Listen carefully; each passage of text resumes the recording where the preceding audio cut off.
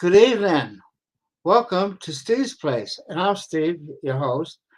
And tonight's guest will be Moray King, who has spoken at many of our conferences since, the mid 80s, Anyway, before we get started with him, I just want to introduce you to a few things. I want to remind everyone we have a conference coming up, the 2013 our 2023 Extraordinary Technology Conference will be August 9th to 13th at the Crown Plaza. Registration is ongoing. We have a call for papers out for those who are interested in speaking. And I encourage you to get hold of us. Okay. The next thing I want to talk to you about is our YouTube channel, which many of you are familiar with. And we have a numerous DVDs up there already, and I'm planning to put some more up. If you go to teslatech.info, you can see our YouTube connection here. I have a conference directory, I have a speaker directory, and I also have a link to Steve's Place Live with all of our archives in there. And then on the main page there, also I will have a link. I have a link for the slides from tonight's show, Moray King, on the middle of the screen once you get to our website, okay? We have all of our DVDs that we have done as exotic research or extraordinary technology up there already. It's important for people to see these conferences because a lot of these pioneers are not available to us anymore. Because life takes a toll, But anyway, I encourage you to first subscribe. Subscriptions are free. We have about 200 to 300 free videos up there. But also to go and join after you subscribe, join and become an exclusive member to get complete access to like 1,000 DVDs up there. And of course, we have Steve's Place. I want to encourage everyone to, when you see our emails come through, mark them as not spam so they don't get thrown in your junk files prematurely. And right now we have a few past speakers to tell you why you should be interested in what we do. So these Tesla Tech conferences have been going on for more than 40 years, 25 speakers or more each year. So that's like 1,000 or more of these presentations you can get. And the fact is, a lot of these guys are inventors and they had, stuff that they have been showing. This is the place where they come to show and tell. And many of them are passed away. And so the only place you can go to recover what they gave us, what they gave to the world, is Tesla Tech. Magnetic motors, water, theory, and inventors uniquely displaying their great inventions. Over 50 years of the greatest minds. You have Royal Rife, who invented the Rife microscope. Google him. You have John Keeley, he was not a charlatan. Victor Schomburger, another brilliant mind, specialized in vertical lift. And my name's Marco Rodin. I'm the discoverer of the decocubit. I just completed a 4-hour workshop and it is available for you to see if you subscribe to Tesla Tech. I was playing around with these Rodin numbers, but then I realized there's an application, a really cool one I've been working on for 10 years, and that's basically an electron model. I can model these numbers like their frequencies in an X direction, a Y direction, a Z direction, and they roll back into themselves. The model is amazing. It's three-dimensional. It has all the properties I've been looking for an electron model. I'm very excited about it. You're talking about giants and free energy, fusion, electronics, mathematics, esoteric knowledge. You must check this out. It's a subscription only, rightly so, because you're talking about wisdom that you can't find anywhere on the internet. Breakthroughs or discoveries, videos that you'll never find anywhere else. My name is Mon and I come from Georgia. I've been coming with family and friends to the Tesla convention for almost 10 years. The most prized possession was coming back home to Georgia with the CDs. So when I just found out that all this material is available on YouTube for a subscription, we can go on YouTube, we can subscribe, we can sit together, chat, see what this conference is about. This is a great channel. For only $9.99, you get the legends of this field. And you'll find the greatest array and world's biggest assortment of free energy, over unity, zero-point energy, space power propulsion, medical, counterculture, breakthrough technology, all hosted there. It's the largest video library ever assembled. Live on very good videotapes. And you can get involved. You can be part of this process. Write emails, have direct contact with the speakers, and guess what? If you're truly inspired with what you see over there, next year you can join us.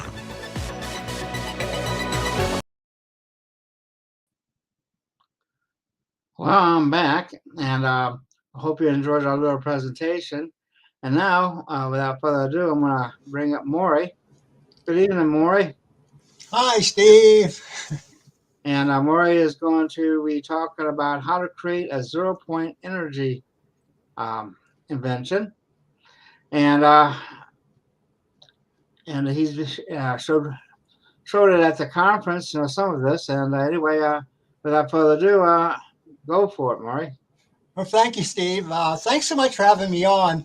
And I want to compliment you on a wonderful job that you've been doing over the years on these conferences. I was at the very first Tesla conference in 1984, and Steve was right there pitching in. And he started to run it. It was every other year. When Steve got in there, he started up the conference every year. So kudos to you, Steve, to have these opportunities to present very unusual information. And so I want to present an overview of how in the world did I come to understand these ideas on zero-point energy and why it could actually be tapped as a source and what are the principles for doing so. And I'd like to give a dedication to this talk to Walt Jenkins. And you'll see the significance of his work before we're done this talk. And he was caught in Hurricane Ian, and I have not heard from him since the hurricane struck the Tampa area where he lived. So there's our dedication. I'm going to explain how did I become interested in the zero-point energy. We'll find out that it's actually easy to activate it, but it turns out it's tough to harvest it into a net system. To activate it, essentially you do ion motion, heavy particles. You'll see there's a concept like ether entrainment. In the old days, they would talk about that, but that concept's valid. Plasma vortices, we see anomalies, energetic anomalies there. When the vortex itself closes onto a vortex ring, they call it a ball lightning or plasmoid. There's certainly excess energy in those events. And you can make the vortex out of anything. It can be charged particles charged by friction like dust, ice, or droplets. And counter-rotating vortices, we'll see, generates interesting gravitational anomaly types effects, a propulsion type effect. The inventors I'll cover, T. Henry Moray from the 1920s. Likewise, Alfred Hubbard was at the same time frame one of the first well-witnessed free energy inventions. And Paul Brown was able to do a replication of Hubbard's work, so that he really put that on the map as a result of his replication. John Bedini has been doing this for years in a series of experiments where pulsing batteries, as well as the Koreas, have made experiments with plasma tubes where they do pulsing events and seem to get excess energy in their measurements. The vortices of ions are in nature like crazy. The sun's corona, tornado activity has it. Inventors mimic it. We'll cover some of these inventions. A vortex implosion engine in the early 2000s. Paul Pantone, who was presenter at Steve Ellswick's conference year after year, he recently passed away, but he well published his work and taught a lot of people to replicate. He had some strange effects on his vortex experiments. We'll cover Ken Shoulder's work. He actually launched microscopic ball lightning form that he called EVs. And the trick was they actually have excess energy, and how can we rectify them or absorb the energy? And I believe William Hyde's invention of electrostatic generator was in principle unwittingly launching these things, and he was able to rectify them straight into electricity. We'll cover Joseph Papp's Noble gas engine, which is, it doesn't burn, and it's creating a plasma force. And likewise, Walt Jenkins has made a very easy experiment. I call it the thunderclap engine. He's essentially mimicking the activity of a thundercloud, producing microscopic ball lightning with the unusual propulsion effects. We'll cover all that. So first, how in the world did I get sucked into zero-point energy, a very esoteric topic? I was an electrical engineer. It is never taught to electrical engineers. The professors know nothing about it in electrical engineering. And so I first was intrigued by the behavior of charge, charge in uniform motion, acceleration charge, the phenomena of pair production, where right out of the vacuum, pairs, electron-positron pairs can just spontaneously erupt. I'll ask a question. Is Coulomb's law always true, the inverse law for attraction of charge? It's taught freshman physics. At first, you say, yeah, what's the problem? We understand that, unlike charges attract, like charges repelled. Well, is it always true? Well, it depends on the particle type. If you have an electron and a positron, exact types, identical particles, they'll attract by Coulomb's law, and finally, when they finally collide, they annihilate and produce radiation and annihilation. But if the charges are different in nature, like the proton, very different type of particle than the electron, yet its charge is identical and opposite, the Coulomb's law ceases, and you end up making the hydrogen atom. So this is all, it ushers in quantum mechanics and all these other explanations, but we see that these simplistic ideas that we learn in electricity don't always apply. There are regions of where they apply. So there's lots of intriguing aspects of the nature of charge and its interaction with the vacuum itself. And beginners electromagnetism taught in freshman electrical engineers, the right-hand rule of current flows in a wire, then there's a circulating magnetic field going around it. Everyone's taught this, they understand it. And here's a stationary charge. There's just the electric field. But when it goes into uniform motion, there's a magnetic field. I think the early pioneers thought, oh yeah, it's kind of like a vortex thing as it moves. There's this vortex going around it that we call the magnetic field. But this stationary charge, what happens if I move in the other direction? All of a sudden, the magnetic field appears to me. So this thing that we call the magnetic field is is a relative thing. It depends on me, right? I move, it comes to life. And if I stop, the magnetic field disappears. Of course, the electric field is still there.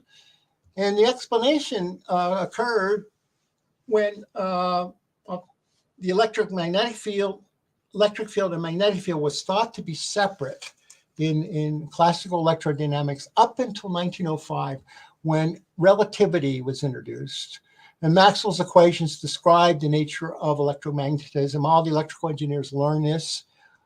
This is the electric field in the vacuum. It was Einstein that unified that. They unified the electric field and the magnetic field.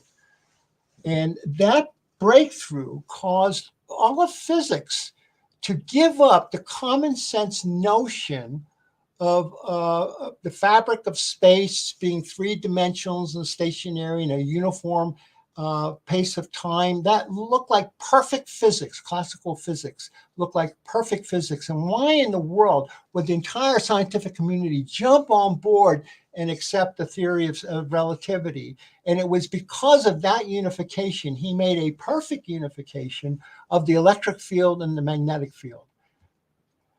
And look how effective the explanation is for just a normal magnetic field.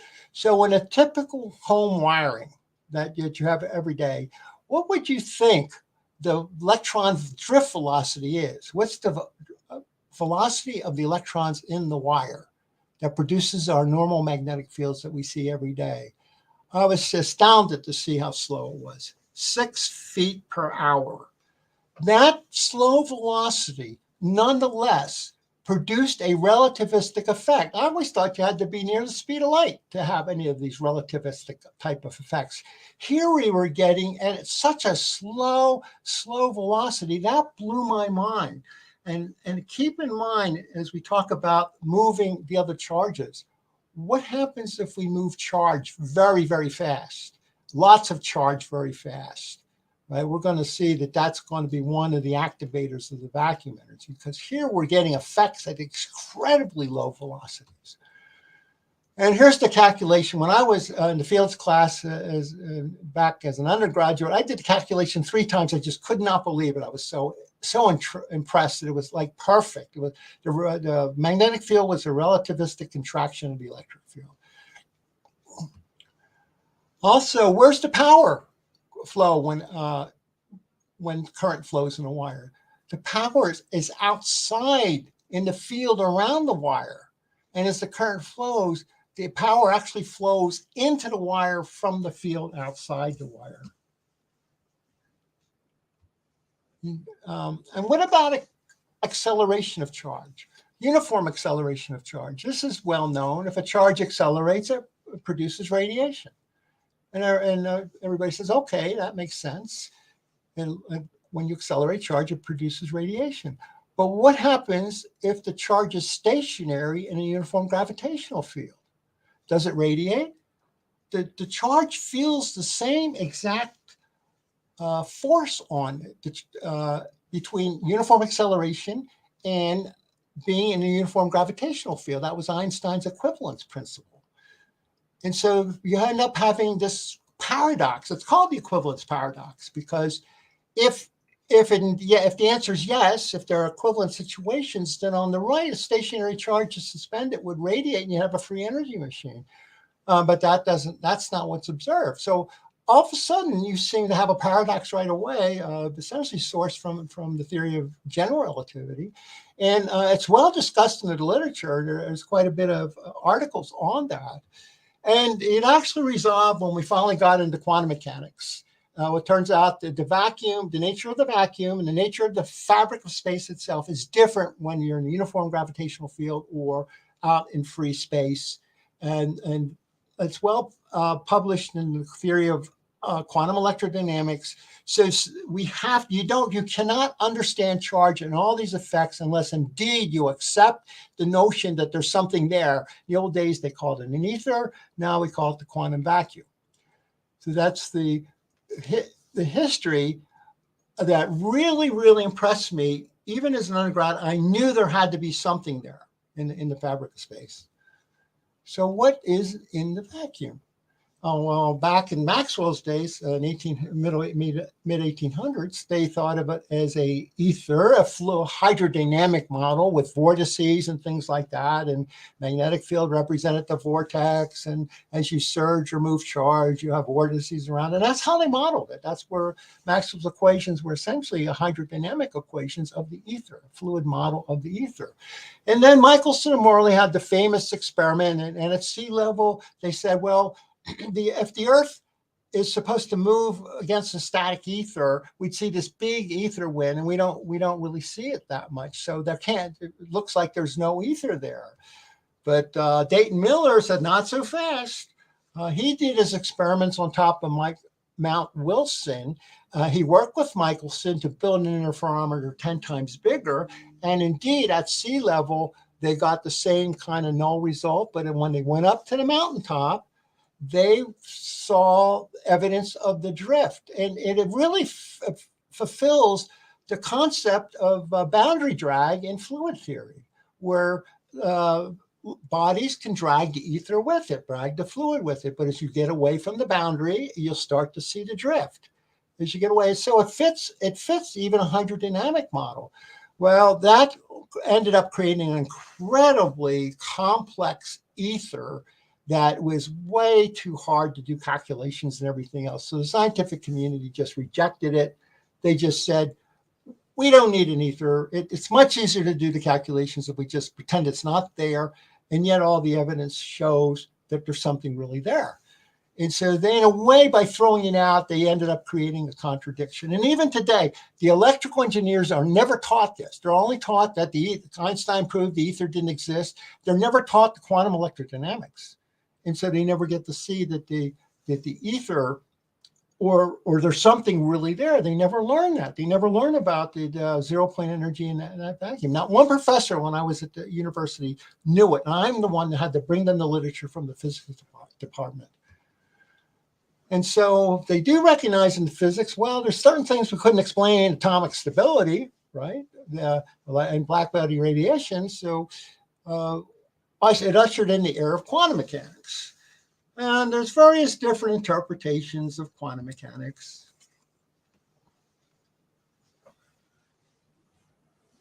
My favorite joke slide.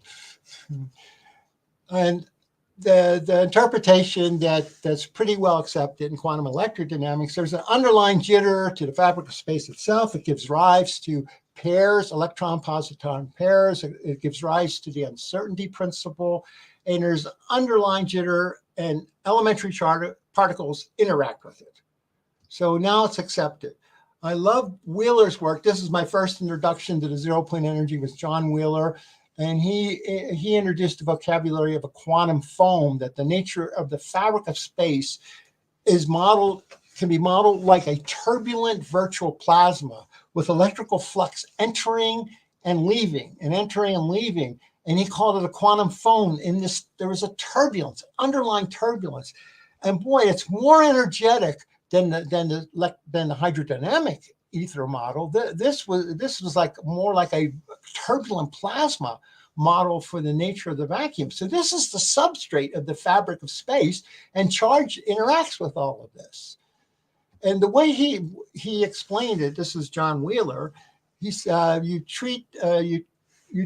do an analogy where that flatland slot that you see there, that represents our three-dimensional space, and those lines coming through at right angles, coming down through the plane, that represents a flow from a higher dimensional space, like a fourth dimension. And as the flow comes in incoherently, we detect it as the background vacuum fluctuations, or the quantum foam, where flux enters and leaves, and it's constantly entering and leaving our three-dimensional universe, and that's the background noise. If there's tilt to it as it comes through, they call it a polarized vacuum, with some of it aligned with the flatland slot, and therefore you see excess energy in that alignment.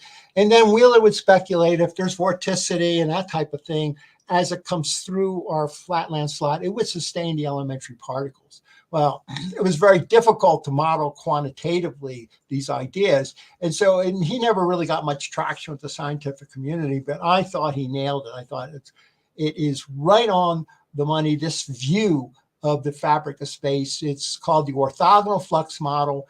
It virtually offers infinite energy or unlimited energy for practical purposes right in front of our noses. And if we could just learn to interact with that, we could then start to make devices to tap it as an energy source. It gives rise to pair production. So in all this turbulence, all of a sudden, electron-positron pairs just pop into existence, and then come together and annihilate again. It's just constantly, it's a huge self-organization when that happens from this quantum foam. These particles are huge compared to the nature of the holes where the flux enters and leaves. And so I was going to do my thesis on self-organization in systems, and that would be the basis of the argument for how you could, in principle, tap the zero-point energy, because the orthogonal flux model fulfills all the requirements for system self-organization, which are: you want a highly nonlinear system like the plasma, or turbulent, like the turbulence of the quantum foam. You abruptly drive it far from equilibrium with a pulse, a big electromagnetic pulse event, abrupt motion of charges, and you maximize the zero-point energy interaction using ions, and you trap it in vortex forms. And the reason for ions is the electron in normal wires are modeled as a smeared electron cloud that's essentially in thermodynamic equilibrium with the vacuum fluctuations. So in typical electrical circuits, you won't really see any net zero-point energy type of gains in those circuits. However, the vacuum polarization from the physics literature and electrodynamics of nuclei models steep lines of polarization converging onto the particle. And now they're moving in these particles now offer the opportunity to really interact with the vacuum energy itself. because of this polarization. So that's why the key to activating the vacuum energy is the heavy particles.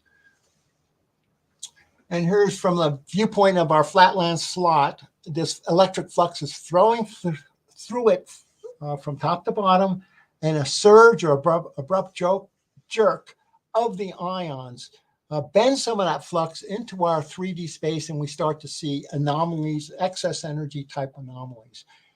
And they see it in the experiments. When they oscillate the ions of a plasma, it's called the plasma ion-acoustic mode. And it produces big energetic events. You can get vacuum polarization displacement current. They see high frequency spikes. They see runaway electrons and excess heat. Lots of anomalies are observed around the plasma ion acoustic mode. So that the key is the ions move the heavy particles. And remember back when how slow that magnetic field, just keep in mind, what if we move those heavy particles fast? What if we make vortices of them? So the ion oscillations was actually the basis of the T. Henry Moray's device, the energy machine that was most well witnessed perhaps in history. He was working in Salt Lake City in the 1920s, 1930s. His name knocked my socks off because his last name was spelled the same as my first name. So it was synchronicity for me when I learned of this. And I learned of it in 1976 after I became convinced that the vacuum energy could be tappable as a source. And then I learned of the work of T. Henry Moray from the earlier version of this book, The Sea of Energy in Which the Earth Flows. And it launched me because I know synchronicity when it leaps up and bites me in the butt.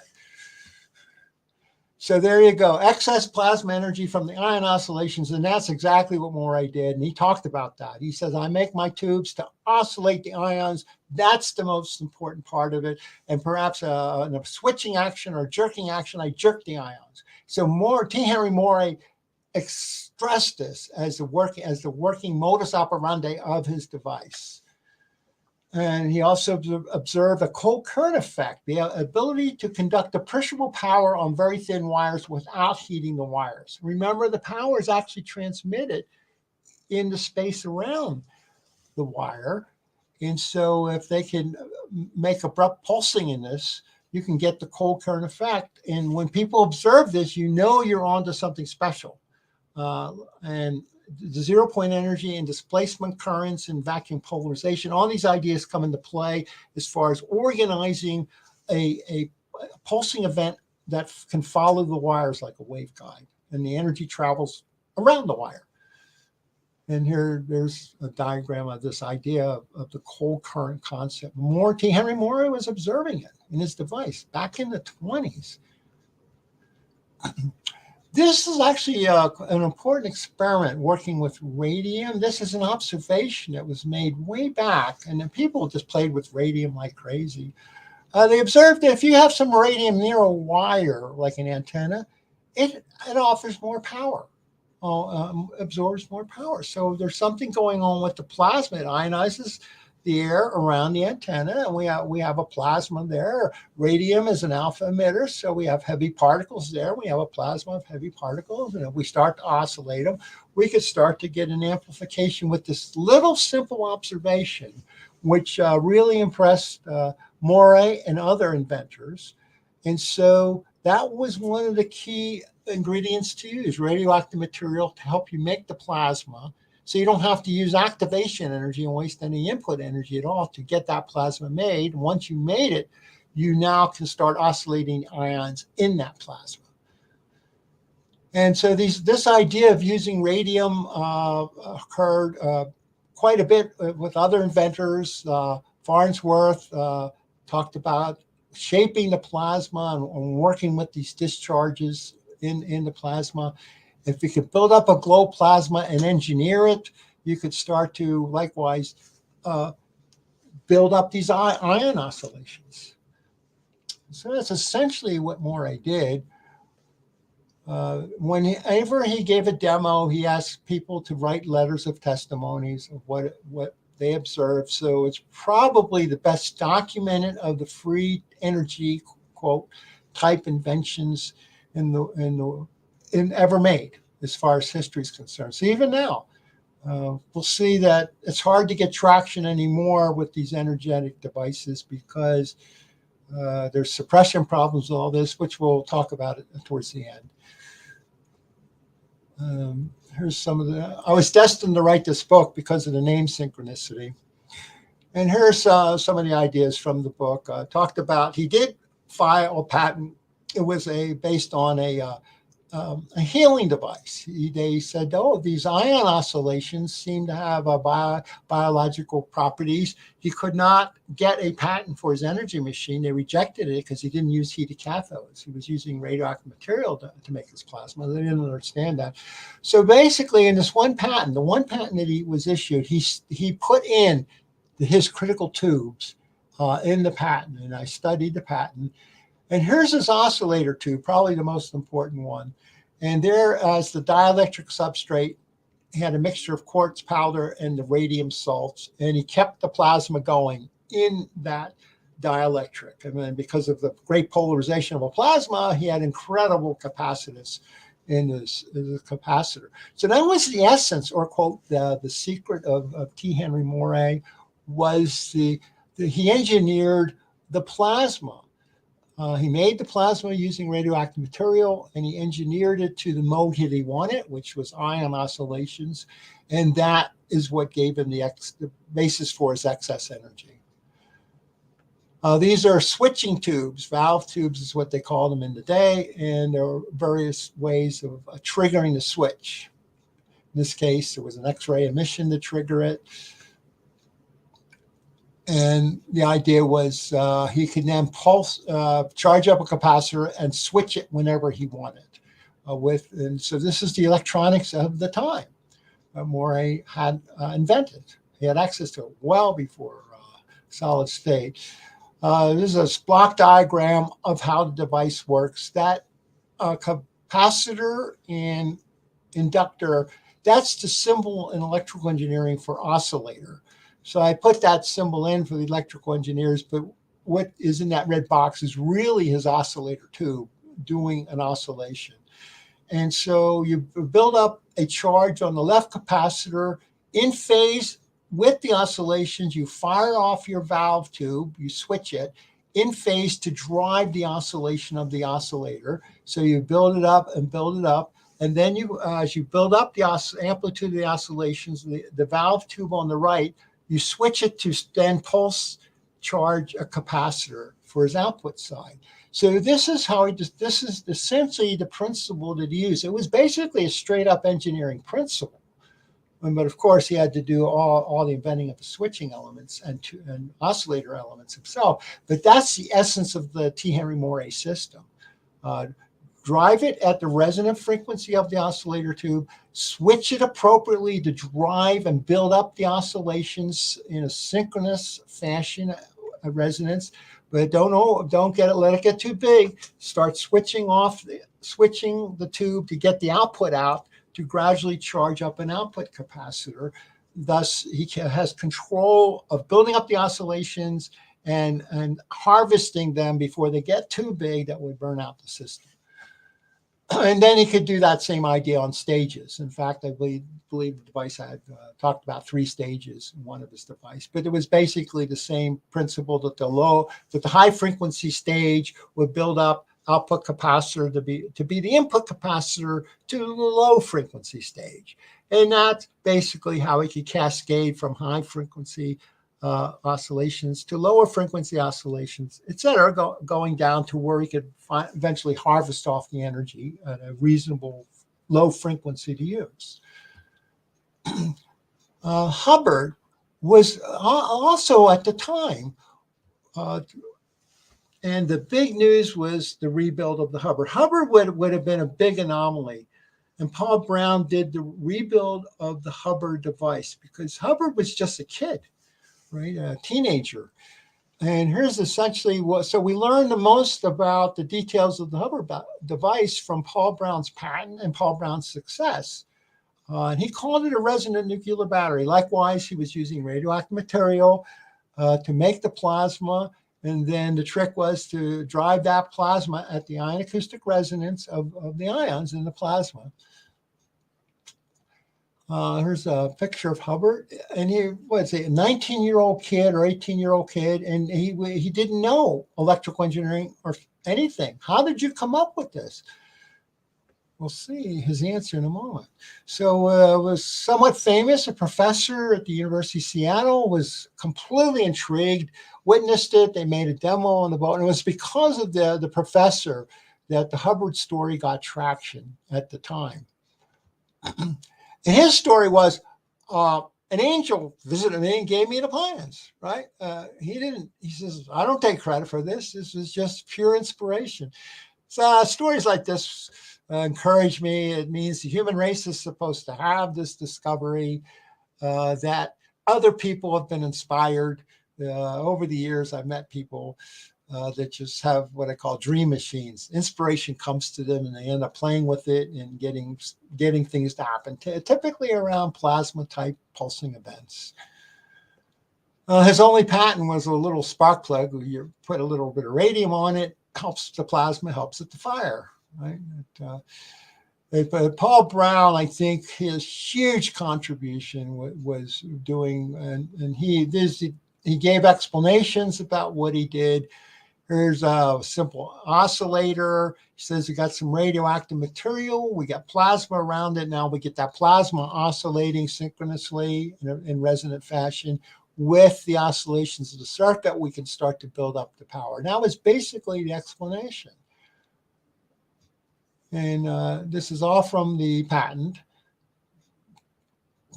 and its presentations. So we won't go too much detail here. Just we'll have the references available for anyone who wants to see them, because there's going to be easier devices. We'll show you why we can't really replicate this anymore.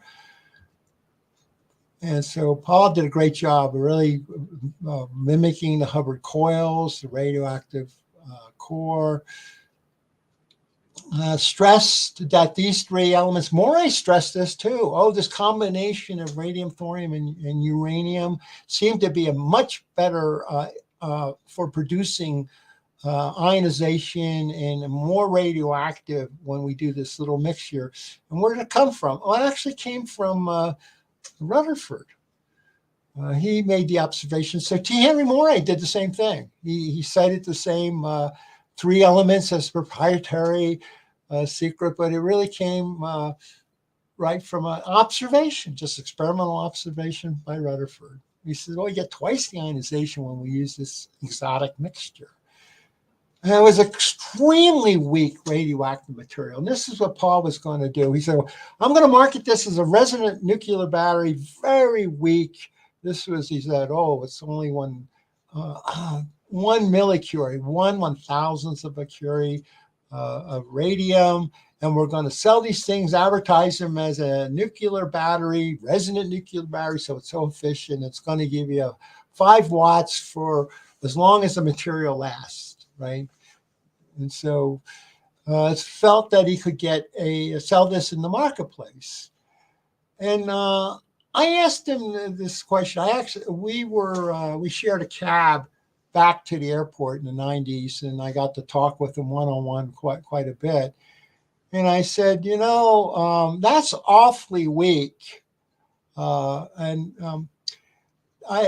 much do you think you could get from such a weak radioactive source if you assumed 100% efficiency? I tapped every bit of radiation energy, and I tapped it to get power out. And you run through the numbers and the calculation, you get less than a milliwatt. That's all you could get from that. So I asked Paul, I said, how many people call you on that? And he said, well, I'll tell you. The short answer is, if I'm talking to the public, maybe 1 in 100. If I'm talking to engineers, especially nuclear engineers, maybe 1 in 10 pick up on this. He says, but that's not the real story. The real story is we were trying to make a 100-watt device from this, but we couldn't make it stable. we would get surges of power that would burn up the wires. We, in some of our best experiments were mentioned in the patent. Now we got up to a peak, average of 6 kilowatts, and a peak of 9 kilowatts. And our big problem was we could not stabilize it, and we couldn't achieve our 100-watt device that we were really trying for. And so what we decided to do, we could stabilize it at under 10 watts, around there. And we thought, okay, let's market that, raise some money, and then with that, with our income, then we'll have enough research funds to learn how to stabilize the big effect. So we picked up on the same thing. The radioactive material is only used to make the plasma. And the plasma, the trick was to engineer the plasma with the resonance of the circuit and the ion-acoustic activity of the plasma itself to get the excess energy. So it was really coming from the vacuum energy, and it wasn't advertised as such. He wrote an open letter. There were suppression problems. Paul Brown's car, he died in a car accident where his brake lines were cut.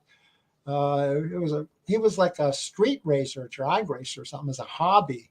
And both cars, that's how he knew it was murder, because both of his racers, the brake lines were cut on both of them. The one's still in the garage that was intact after the accident. They had the evidence that it was intentional sabotage. I thought, Paul, what are you doing with that as a hobby? All right, you got a wife, you're raising a daughter. Why, when you're doing free energy stuff, what are you doing playing around with race cars? I was kind of ticked at him. So grow up. Right? So can we replicate it? Well, unfortunately, a license is required.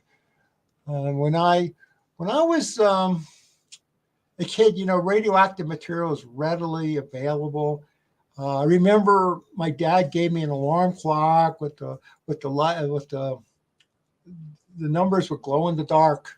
Right, I love that little alarm clock. Growing up as a baby boomer in the 50s, that was my favorite alarm clock. So there was, you could do radioactive paint for glow in the dark. It was readily available. They found other uses. Blow up that screen for radium.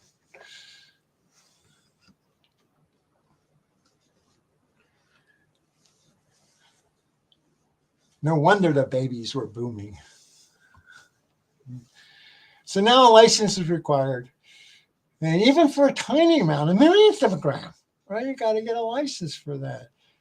And so they don't want anybody playing with radium. I keep going in the back of my mind. Do they realize the implications that because it's an alpha emitter and now you make your plasma with lots of positive charges, right? And that's the key to making lots and lots of positive ions, and then you can start oscillating the ions. And in the back of their mind, they don't want anybody ever playing with that again, because it looked like maybe it's just too easy to make plasmas that are easy to have lots and lots of ions that you could work with.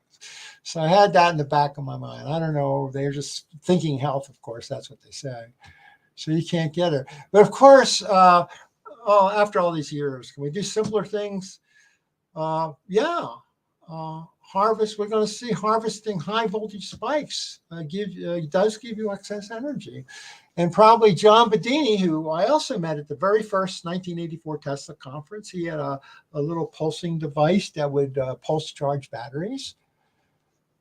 And he would claim, man, that spike is the key. That abrupt voltage spike is going to give you excess energy, and we just got to harvest it. Well, he put it right back on the battery, and he credits Nikola Tesla for this. Nikola Tesla said, when I do very abrupt switching, I get these unusual energetic anomalies that Tesla himself called radiant energy, which is not our normal electromagnetic radiation.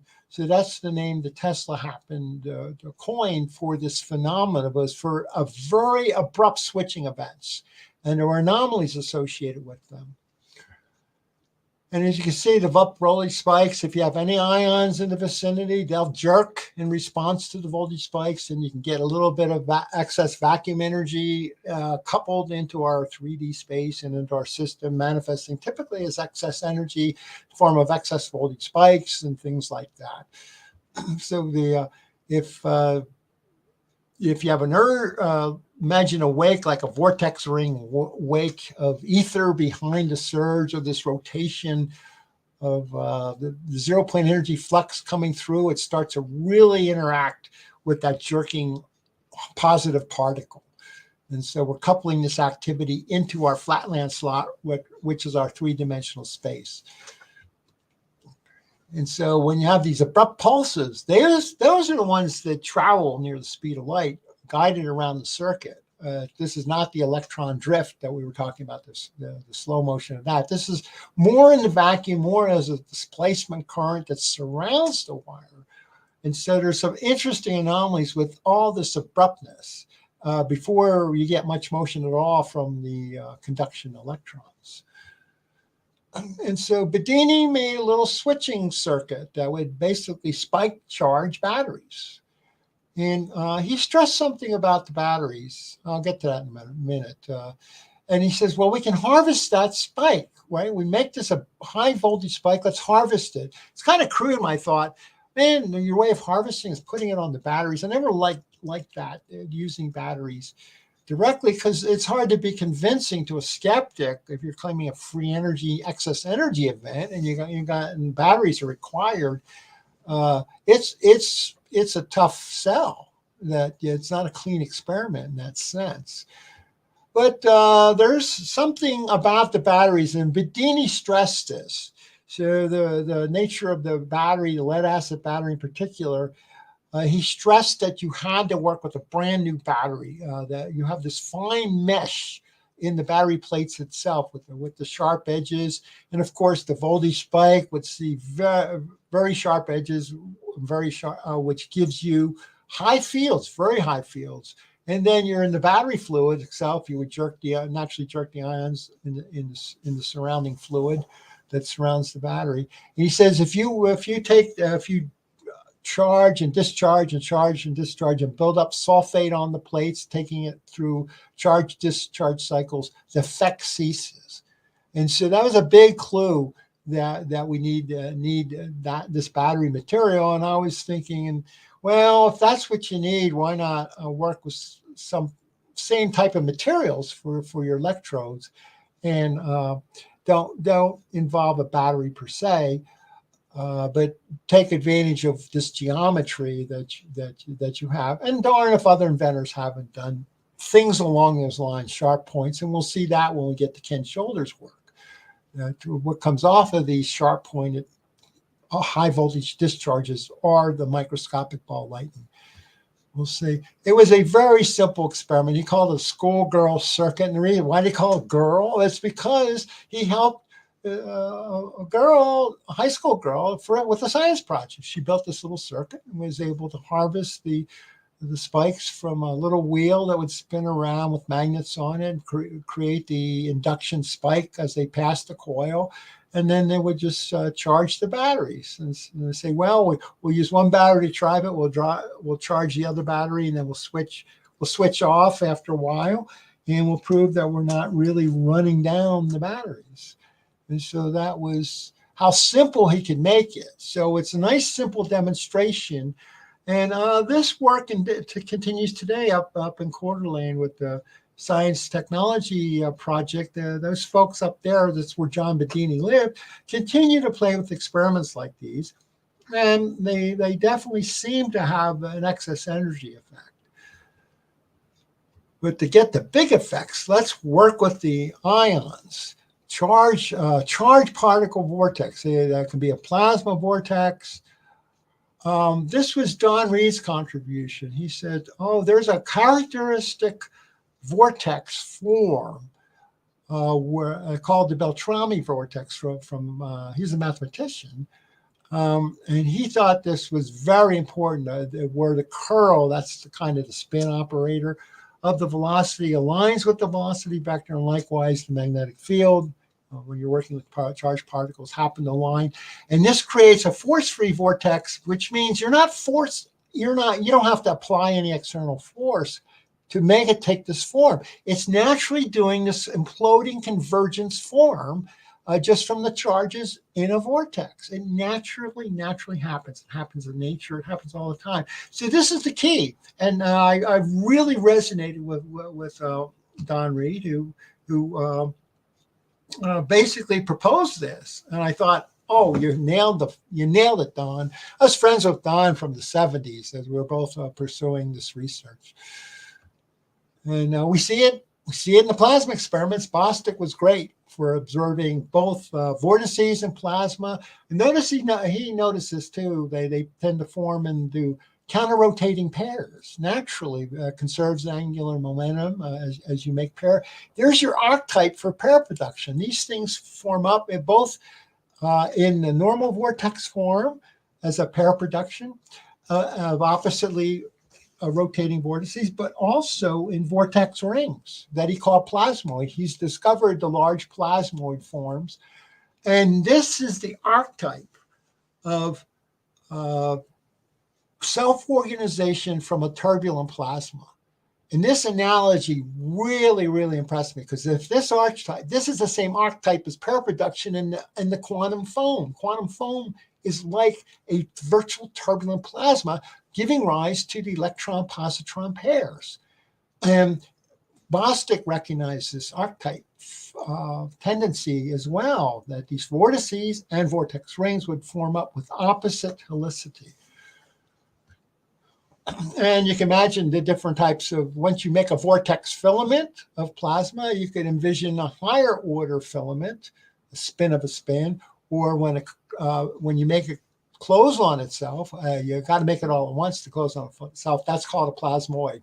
Think of a slinky rotated around and coming back to itself to make the ring. Let's see if I can. There you go. Do it on video. I talk with my hands and you can't see them. There.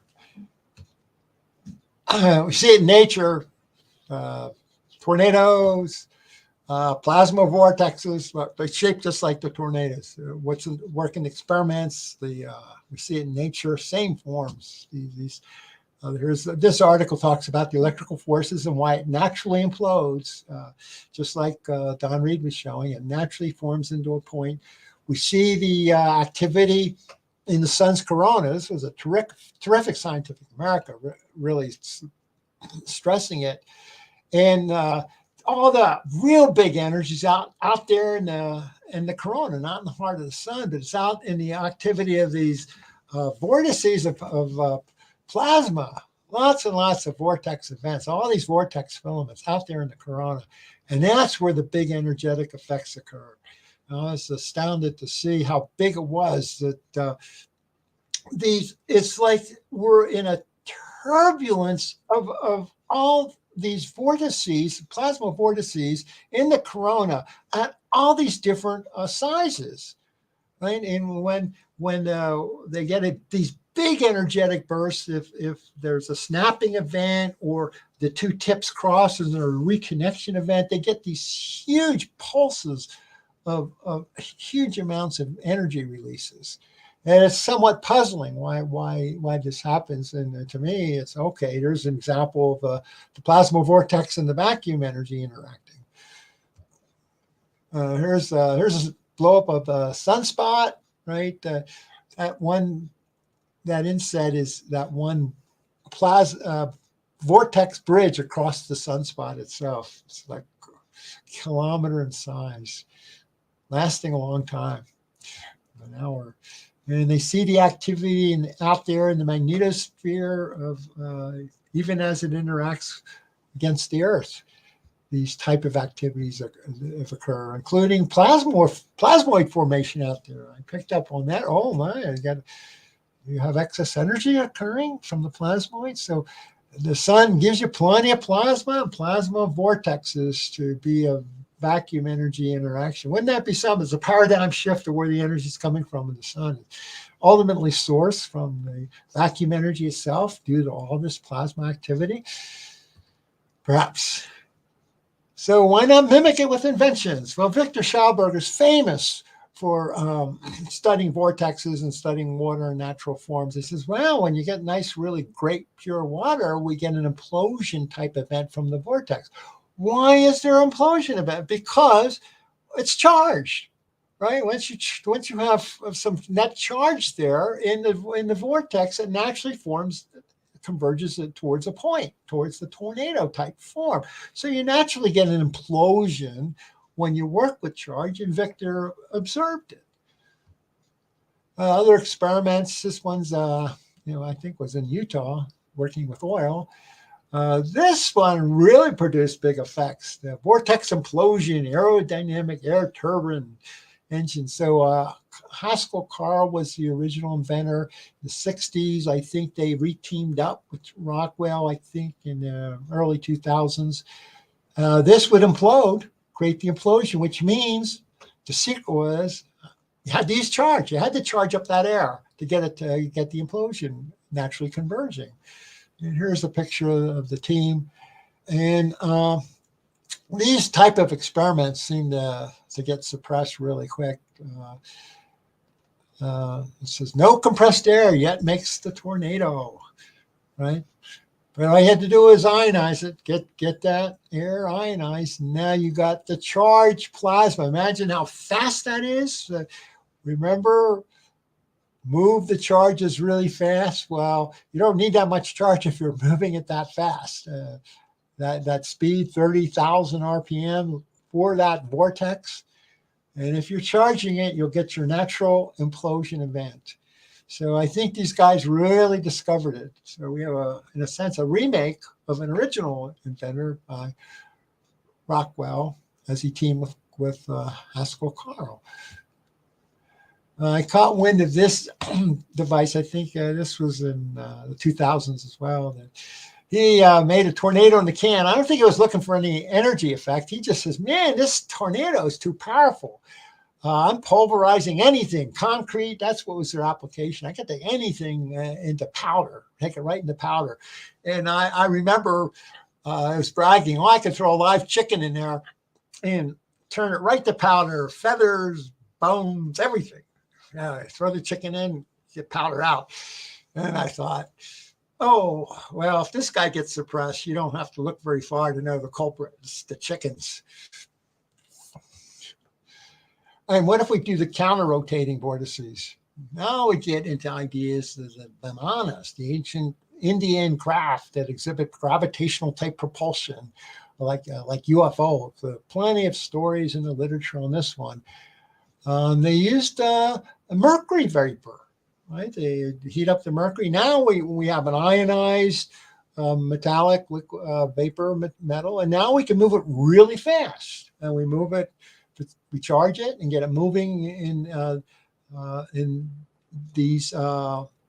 We shape the conduit to move it in a spiral. And then we have counter rotation in the sense we've made perfectly symmetrical opposite rotations, which is the caduceus form. And all of a sudden they're claiming, oh, this is what gives us the lift. Intriguing idea. And then I caught wind of this experiment where they actually tried it. They actually worked. I don't recommend this, working with mercury vapor, but they mimicked the counter-rotating vortices and claiming they did observe lift. So there's some evidence that this might be for real. The caduceus coil counter-rotation, you opposite helicity on your coils. The idea is to buck them, use bucking fields, and then claims of anti-gravity or just gravitational claims affecting the pace of time. And I think the idea originated with a UFO contactee in the 50s. Wilbur Smith was his name. That's the first. I traced it back to him, and he was kind of doing this channeled thing, claiming it was from the UFO aliens or whatever, giving him these ideas, and he would write about it. And there you go. It's kind of the origination of the idea on why use the bucking fields. But in electrodynamics, you get it's recognized in quantum electromagnetic dynamics under a completely symmetrical bucking field. You start to affect the system, basically the phase of the quantum wave and things like that. So Paul Pantone at the Tesla conference, he present every year. He was also from Utah here, so I got to interact with him somewhat while he was in the area. And he was claiming getting effects on his device. He called it GEAT. I'll get to that in a second. I wrote a book on it. In fact, I just heard he wrote a second book. But this book summarizes his weird observations and beautiful drawings in the book. The artist was great. Well, let me get a blow up of this, what the device looked like. So the GEAT, I think, stands for Global Environmental Energy Technology. So he coined this acronym to describe his device. And basically, there are two flows in the device. There's a center conduit, and right in the middle, there's a steel rod. And so you put your fuel vapor down the middle, kind of spirals around that rod. There's a narrow gap, and it induces a vortex there. And then the exhaust manifold helps heat it. And so Paul was saying we're ionizing the fuel mixture, and we make an ion vortex right down the pipe, so to speak, as we feed the engine. And all sorts of anomalous energetic claims were being made around this device.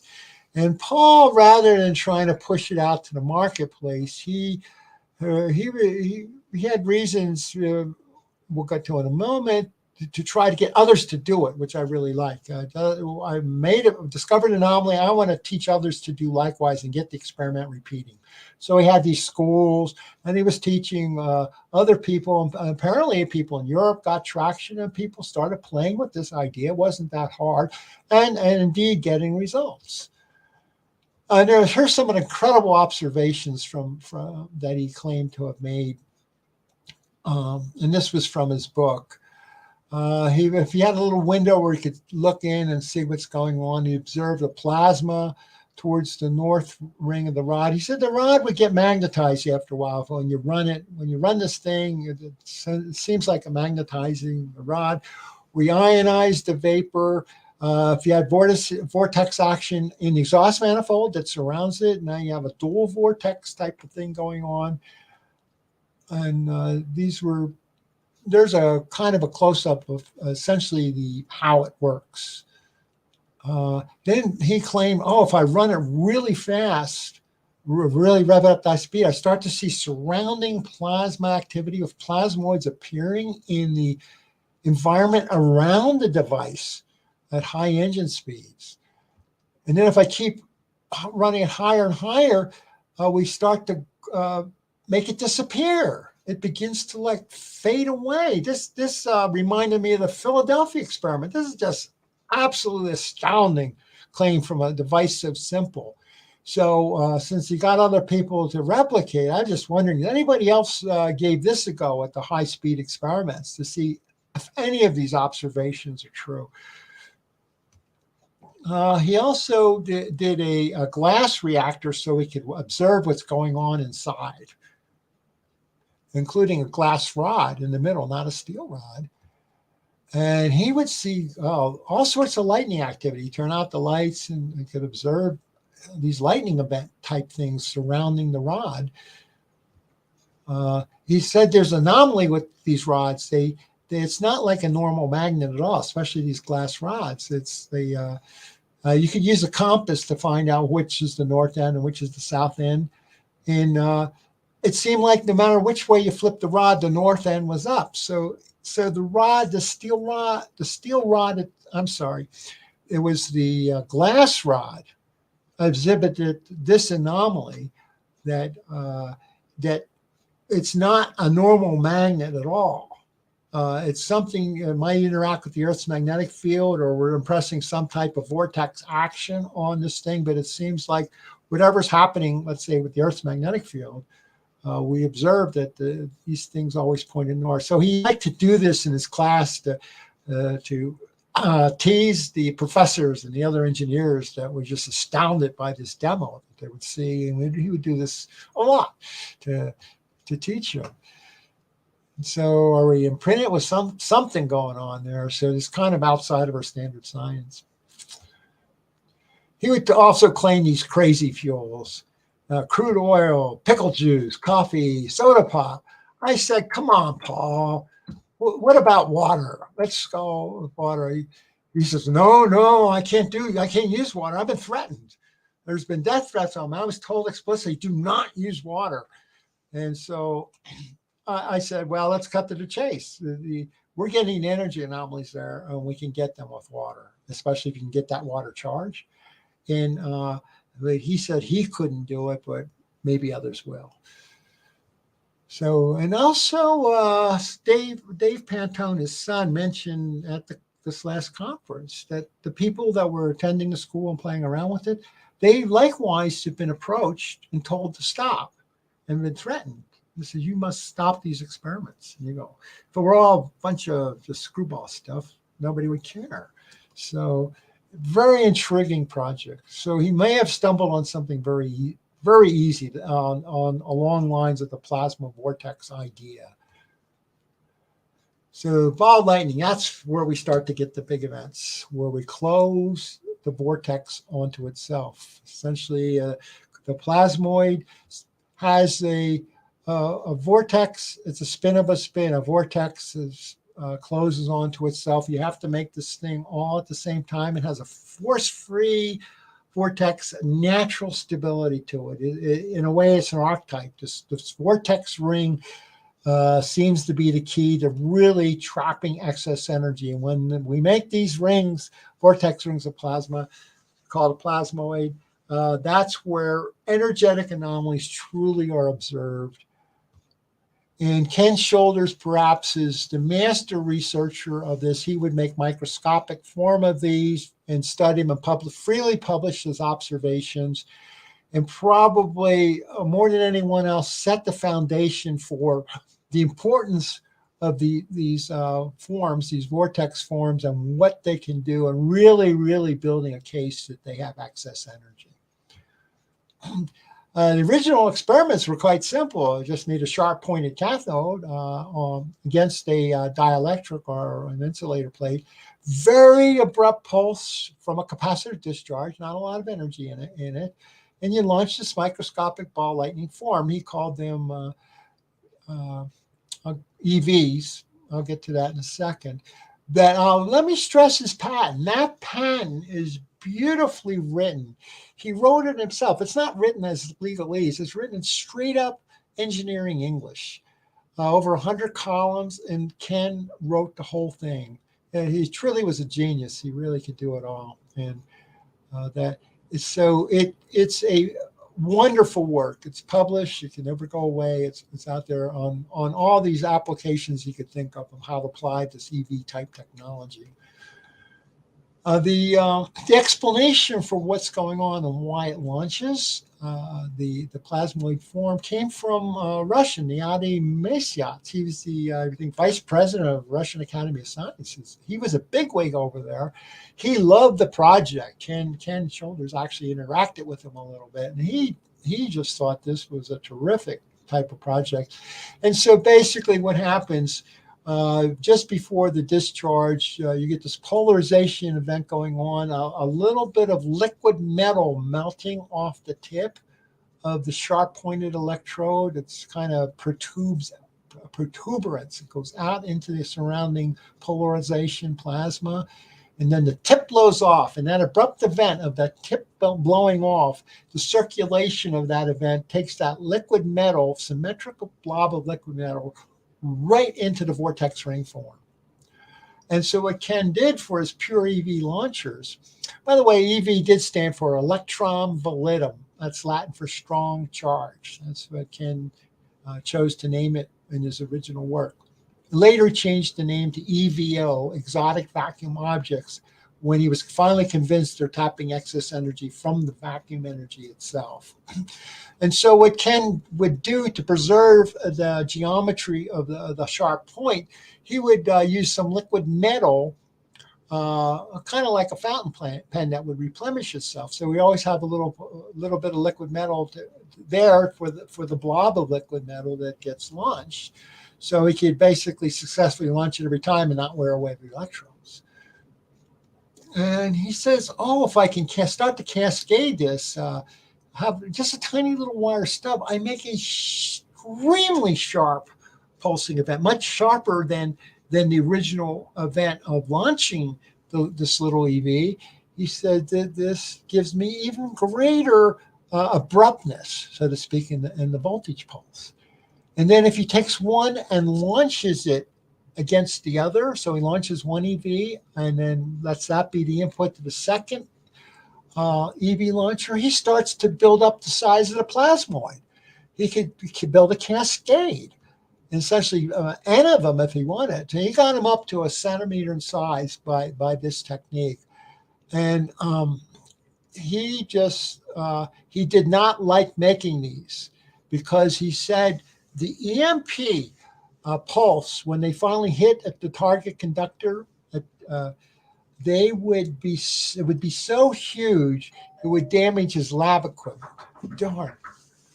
Oh man, I can't believe.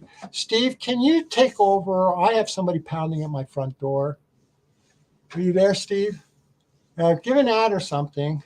We don't hear you. I'll be right back. We'll take a break here, and I'd like to let everyone know we will be taking questions at the end of Moray's presentation.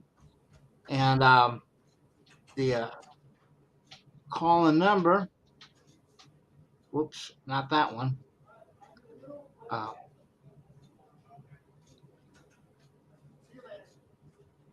Will be here, okay.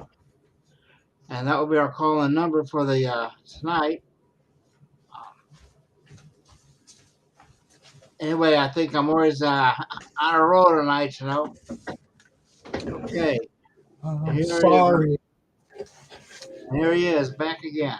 Yeah, I apologize. My family, it was one of my sons, he was supposed to be watching this thing. Instead, he comes banging on my door. Okay. Thanks for covering, Steve. Oh, my pleasure.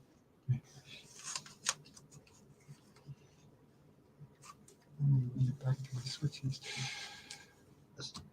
So you're at the cascade discharges.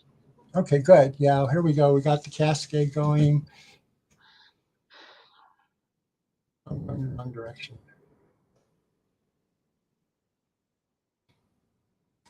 Here we go. He called them EVs for electron volitum, and they contain about 100 billion electrons, about 1 million ions that they entrain. The charge to mass ratio always appears like the electron. This is very important. He thought this was very significant. It's something about that charge to mass ratio keeps appearing in nature and he thought there's some mechanism, regardless of the size, that tends to converge on this. So he really felt he was converging something very, very fundamental about what's going on with the vacuum and its way to manifest charge. And they contain excess energy. He can make positive ones, and these were not made of positrons because when they finally hit their target, he did not get the gamma radiation that you would expect from electron-positron annihilation. And so I said this was his most significant. I told Ken this, the experiment, because now you're manifesting a charge to mass ratio like the positron, and you're getting to the fundamentals of how the vacuum actually self-organizes into pairs. And sure enough, he would observe pairs. He would make pair production of these EVs. They would spiral around each other. And so he was really, really probing the fundamental dynamics of, these are large objects now. They're on the order of a micron in size, manifesting the same pair production that comes from the vacuum, and always, despite its large size, exhibiting the charge to mass ratio the same as the electron or the positron. So I agree with him. This was highly significant. He also claimed to make dark forms that if they would go dark, stop to be bright. This is when they travel on the dielectric.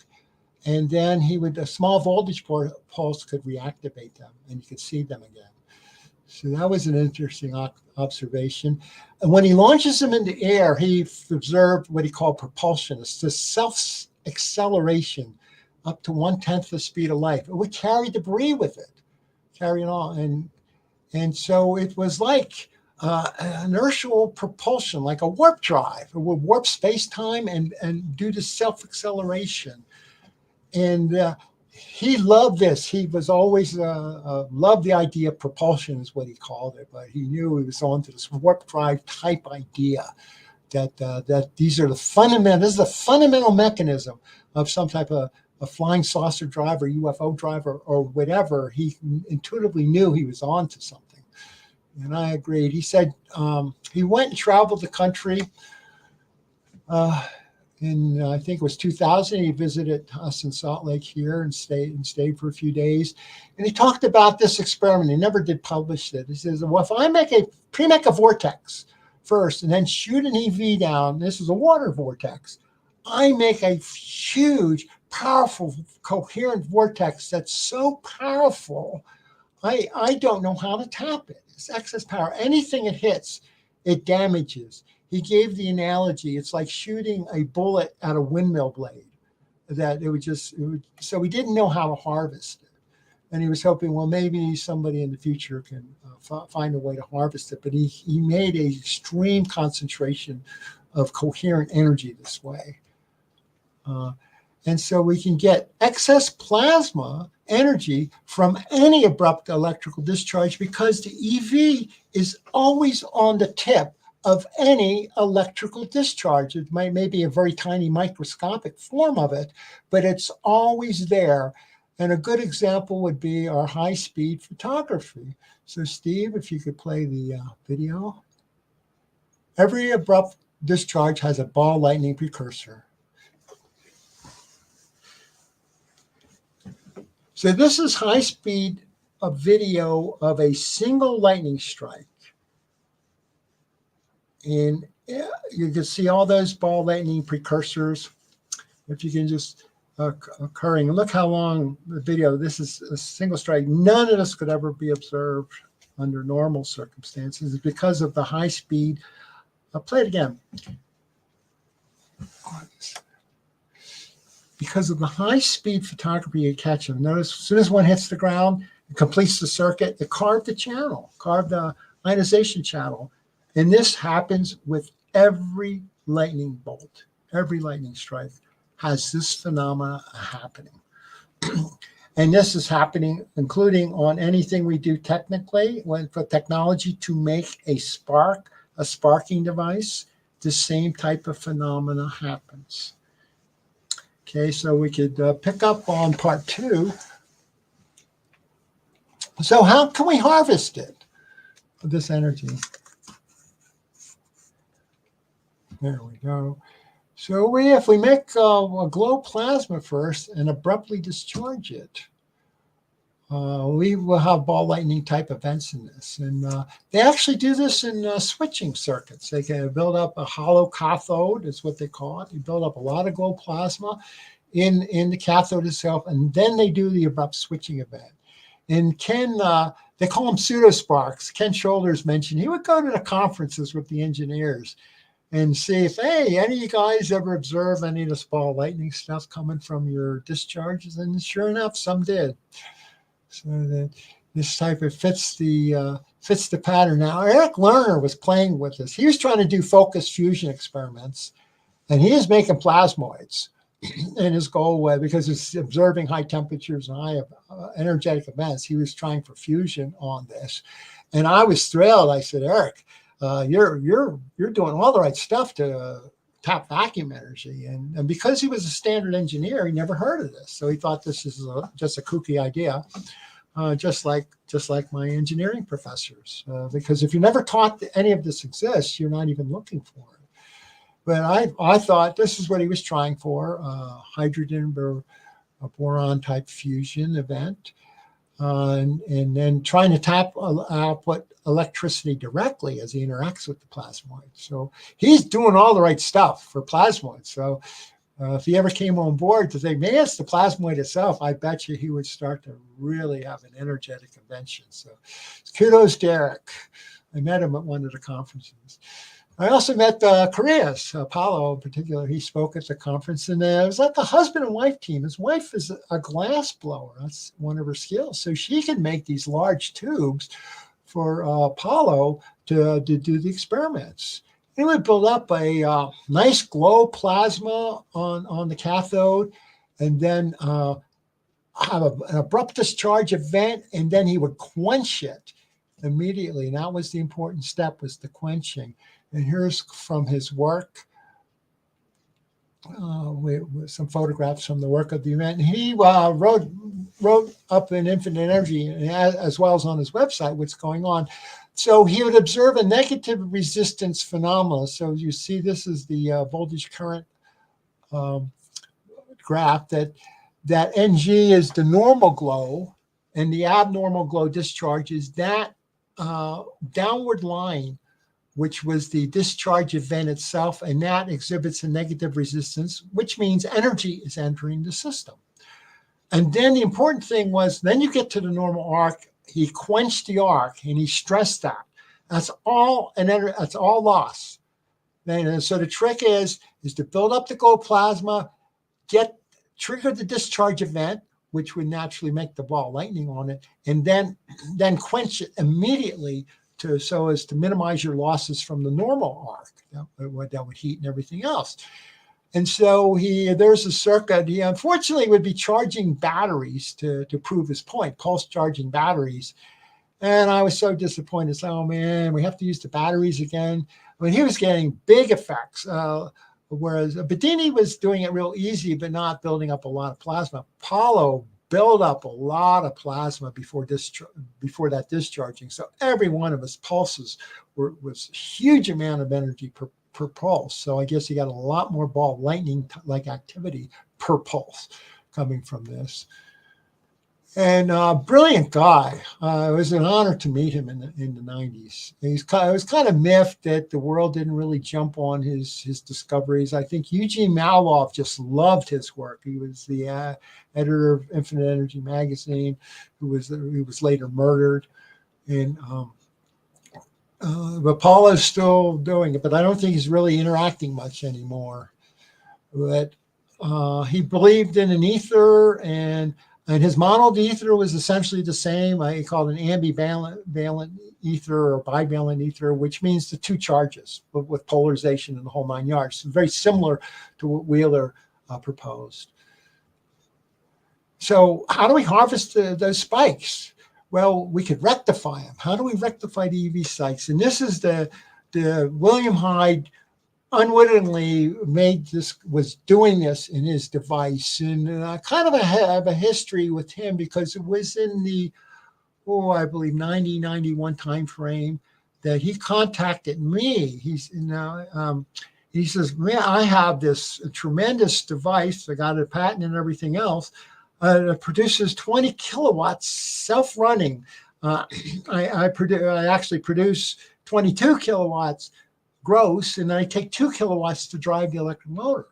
And he's getting this net off. And his history was he was an inventor for GM, a private inventor. He would sell his inventions to General Motors. And he thought, well, they're going to love this one.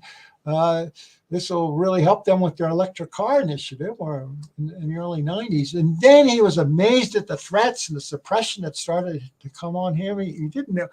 He was just surprised. And he asked me, he knew I gave talks on this topic. He says, get people to replicate. You know, I got to go into hiding. I would always say, hides in hiding, right? He went off to the woods of Montana. So he was up in Idaho. I think Idaho Falls is where he lived and where he's doing the experiments. And he got super paranoid of all this event. So what's going on with the device? So I said, okay, I'll give it a go. I studied the patent. And basically, it didn't seem like much at first. I said, well, it's a field chopper. I only charged the outer plates. By the way, there are more stages. This is a simple Hyde device, but he actually had 10 stages on one shaft, or essentially 10 Hyde machines on one shaft. And so the stators were the important part. They would have insulators between the stator pieces. The exciters, you just put a DC voltage across that, a few kilowatts, I think it was. It was just a polarized, and then the chopper, field chopper. So here's a side view that just illustrates how it works. There's the rotors. They're electrically connected to each other on the two halves. The exciter polarizes them, and so when they're exposed, the stators are exposed to the exciter fields, and then when the rotor rotates into place, it shields them. So basically, it creates a pulsing event. And then he would have in the middle a pulse rectifier to rectify the pulses he'd induce. So this doesn't sound like much. It's like a normal field chopper. In the old days, they'd do this to make different waveforms. So this was a puzzle. How in the world does this produce free energy? I really, at the time, couldn't explain it. I tried. I said, well, maybe there's something with the field chopping that you're doing. It was unsatisfying. And I didn't really nail it to, I think, the presentation I gave in 2006 at the Tesla conference, after I learned about EV. See, at the time, in 91, I didn't know anything about Ken shoulders. I knew nothing about EVs.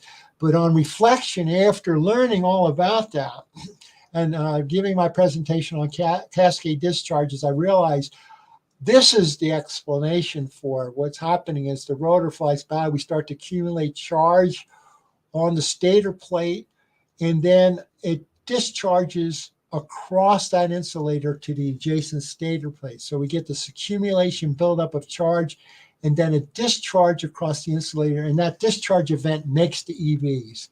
So all of a sudden, we're doing a cascade EV event, and now the EV has excess energy in its pulse. It makes an EMP from the small EV. So this, as you can imagine, this thing rotating around. If we have more segments, we have the discharge going across, and one of the key things he said that really makes this thing, at slow velocities, not much happens. In fact, nothing really happens. There's no effect. But he says when I get the velocity up really large, then the stator plates begin to glow. And it was the glowing that told me you're building up low discharge plasma. You're creating EV discharges across those insulators to adjacent stators. And now those EVs have a lot in the spike pulse from their EMP. And that's where we're tapping the energy. So therefore, you are actually rectifying the pulses from thousands, if not millions, of these EV discharge events. And that was the breakthrough discovery. He was doing that with this device. So I mentioned it in my book because that's what I proposed. Back in 1991, I was trying to sell the device, but I did not know about EV, so I couldn't really explain it then. I was clutching at straws trying to say, how can this produce excess energy? But once I learned about Ken shoulders cascade and cascade discharge, this is like doing a cascade around the circumference. I said, this nails the explanation. So I really should go back to my second book and rewrite that chapter to explain it this way. I might do that someday. So these were the specs on the device, and you can get this out of when you grab the slide deck. But notice he had 10 machines all on one rotor. So there was a misunderstanding there. When he gave me the number of rotor segments, I was thinking it was only on one machine at the time. I didn't realize he had 10 machines. So that knowledge didn't come along till later. So the device makes a lot more sense for building it, right? If you have 10 machines, then you only have 24 and 48 segments per machine. So it's very buildable as this thing. So this is a good candidate for replication, especially once it got it rolling. It was pretty rugged to produce all that energy.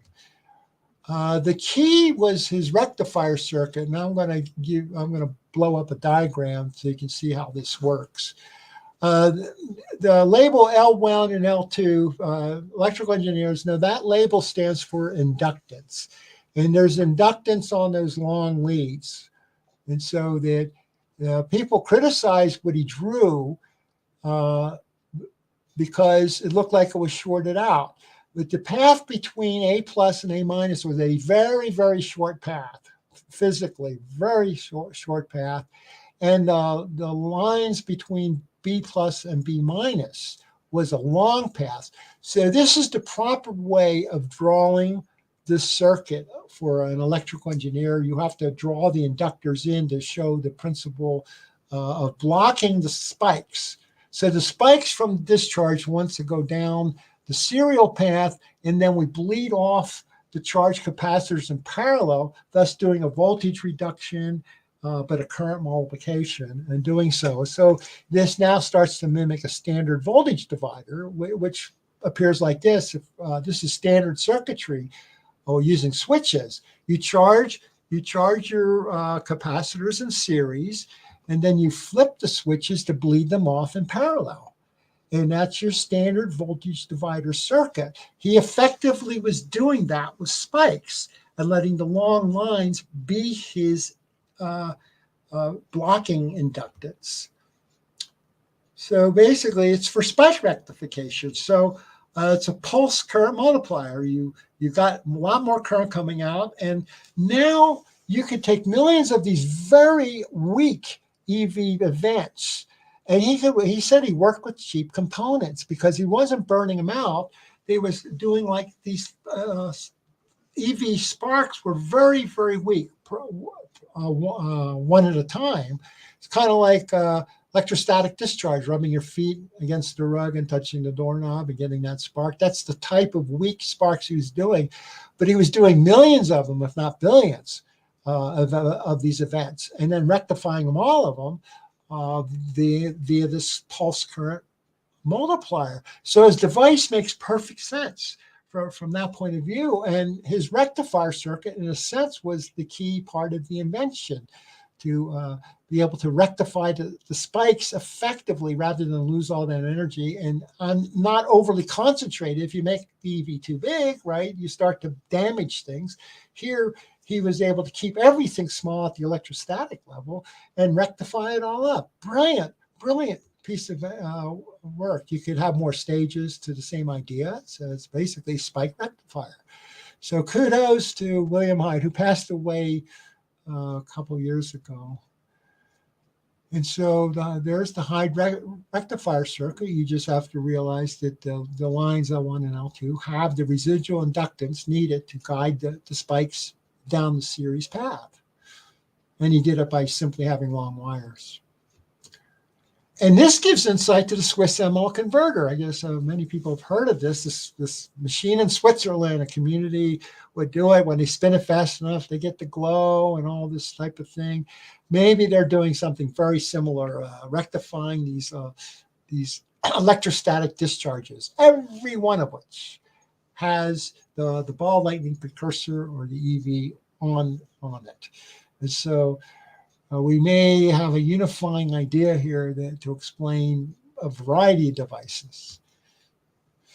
So how about the force? When those plasmas accelerate, they give a huge force. When we make the plasmoids, especially in air, it has that anomalous self-acceleration. Well, this may explain the PAP engine. He was working with inert gases. Well, inert gases can be made to cluster if you take a mixture up to the plasma state and let it cool, and you keep repeating that. Pulse it in the plasma state, let it cool, pulse it, and you're conditioning your mixture of inert gases so you have a collection of clusters of inert gases, and that becomes the substrate that you're going to put into the PAP engine. And that's exactly how PAP described it. In the standard literature, it's observed that indeed inert gases can be made to cluster as you take them into the plasma state repeatedly, letting them cool and back up and down. And it's in the standard literature. So how PAP thought it is just amazing to me. That you'd even think of doing this idea. So I think he likewise is one of these contactee type things or events or something that inspired him, because this is crazy to even try. You don't know, back in his day, you didn't have this knowledge that this phenomenon would actually occur. This wasn't learned by the scientific community till the 80s. And he's working in the 60s with this stuff. Right, so here's from his patent, once again, using radioactive material to help make his spark, to do the sparking event, to convert, he has to convert those clusters into plasmoids or into the EV form or EVOs. And notice another thing, when his cylinder was closed, look at the shape that he has. That's the cross section. It was closed. It actually made a large vortex ring. At the time he fires those off, we're in a large vortex ring shape, the shape of his cylinder, his combustion chamber, and the cylinder as it comes down on it. So not only do we get a bunch of little ones from the clusters themselves, converting them into microscopic ball lightning, well, the whole thing forms together. They all combine to make a big vortex ring comprised of little plasmoid forms. So it induces a natural vortex, large vortex ring flow. So the PAP engine is just amazing. And it's a hard experiment to replicate. And Eugene Maloff was really, really a big proponent. And at the time he was killed, this is Eugene, I asked the question, what project was he really working on at that time? And it turns out it was indeed, it was called the Argon Project. And it was a project to replicate the PAP engine. And from the articles in Infinite Energy magazine, it looked like they were getting traction. They would start to get force and start to see the effects of plasmoid strikes and the cratering and things like that in the chamber. So they were on the right track. Now working with fog, this gets us to the easiest way to make the plasmoids. So imagine people played with foggers, making fog, and see if they could do anything with it. If it's just simple normal fog, not much, quickly goes back to water. Whenever it strikes, there was not much in the way of anomalies until Walt Jenkins added something to it. And this is why I dedicate, because he's going to give us the simplest experiment to do. Here's his website. H2 Global was his company. The website's H4 Gas. He does not use electrolysis. His history was studying electrolysis. And as we experimented around, you'll see that he did something that was far superior to electrolysis. So fog particles, that's what he was making. How could fog particles be a fuel? Right? After all, they're only symmetrical droplets of water. And the abrupt electrical discharge, you would see they would tend to blow it apart. That's what you would think. Or if it were strong enough, the surrounding plasma could dimple it into the torus form and convert it to the ball lightning form. So the trick is making the particle very strong. And that's what he described it in the patent. The patent was just issued in May of 2020, and we'll see the advantage of having this patent and what it means for everyone. So I got to meet Walt and was introduced to his work, I think early 2016. He was the center of my talk at the Tesla conference that year. He filed a patent very early, 2011, and it took a really long time to finally get it issued. So there was quite a bit of negotiating going on. A lot of people said it would never happen because it never gets, when it delays that long, they never succeed. But he finally punched it through. Kudos to him. So he has a fogger that runs at 1.6 megahertz. Why that frequency? Because he purchased it. These were the decorative pond foggers that you could they're cheapies. He bought them out of China, right? That's what people put on their property if they want to have some fog come out of their pond as decoration. So that's what he bought. So that's why that frequency happens to be picked, because it can make a lot of visible fog. So that's nothing terribly magical other than you can see it, see the fog that you make. This is what he added, a charge grid. And I think this was the significant part. Here I have a negatively charged grid on the perimeter, and then he would have a positively charged mesh to guide the charged fog out of the chamber.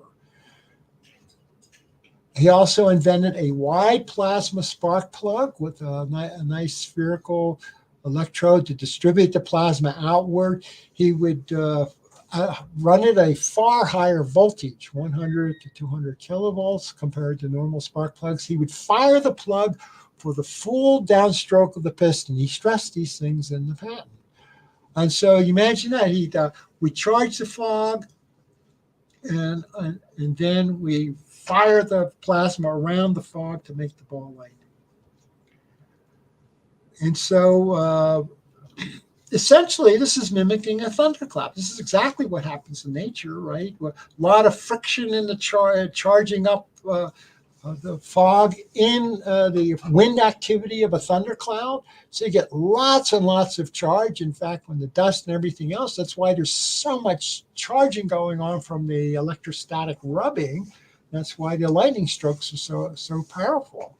And if indeed those charged fog particles are strong, and when a discharge event occurs to make the lightning, all of them turn to microscopic ball lightning, and you have the big concussive event of them self-accelerating.